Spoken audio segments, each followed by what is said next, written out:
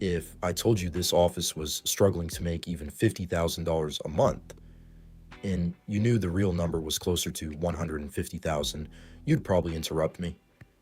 No, we're doing way more than that. Notice what just happened. I never asked how much money the office makes. You volunteered it. That's called the correction reflex. And once you understand why it happens, you'll start noticing four psychological instincts that cause people to reveal information without ever feeling like they're being questioned. These aren't spy tricks, they're happening every day. During salary negotiations, business meetings, relationships, even casual conversations over dinner. The first instinct is also the one people fall for most often.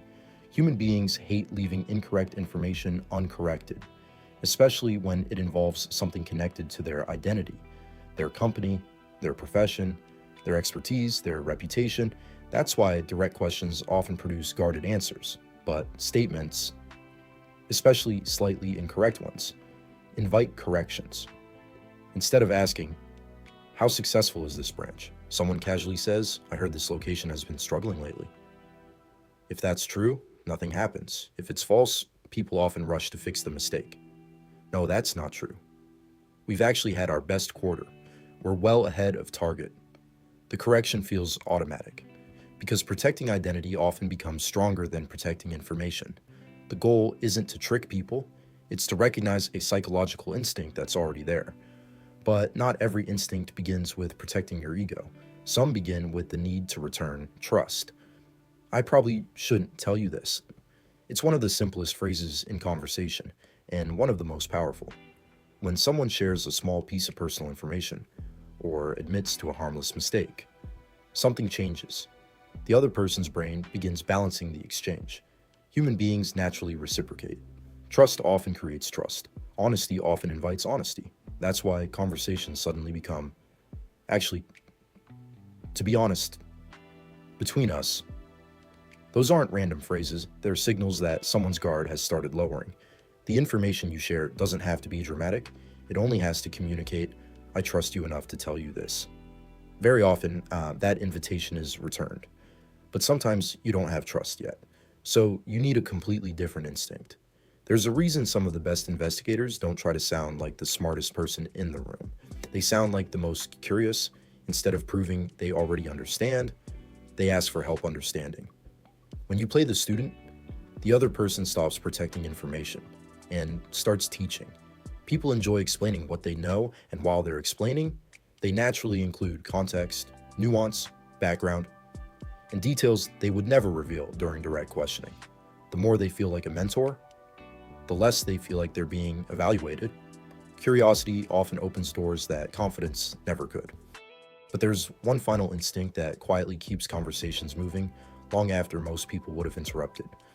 A client says, "I'm just not sure about the timeline." Don't ask why, don't guess what they mean. Simply repeat the last two words. "The timeline?"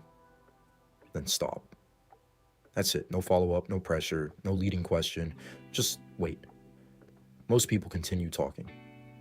The timeline has been pushed back because the timeline depends on approval. The timeline changed after you didn't guide the conversation, you simply gave them space to continue it. Combined with strategic silence, this becomes incredibly powerful. Silence opens the door, the echo encourages them to walk through it. Now, step back for a moment. Notice what's really happening.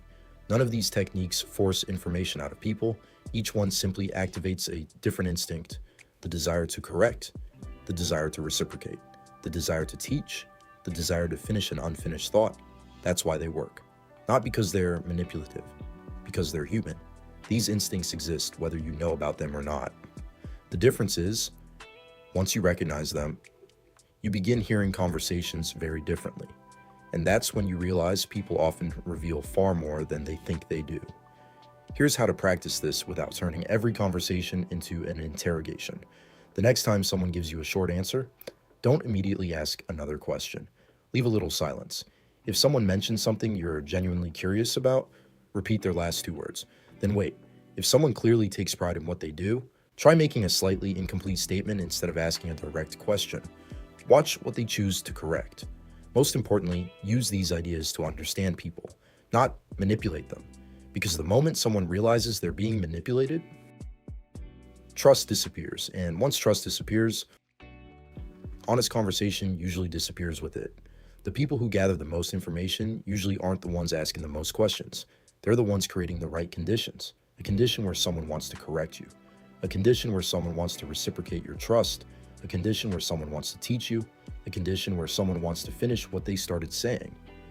That's the real psychology of elicitation. Not forcing the truth, but making it easy for the truth to come out on its own.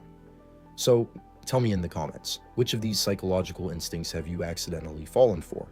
And if you want to understand how to recognize these same techniques when they're being used on you, watch my video on how to see through any mask next. The more you understand human psychology, the harder it becomes for anyone to use it against you.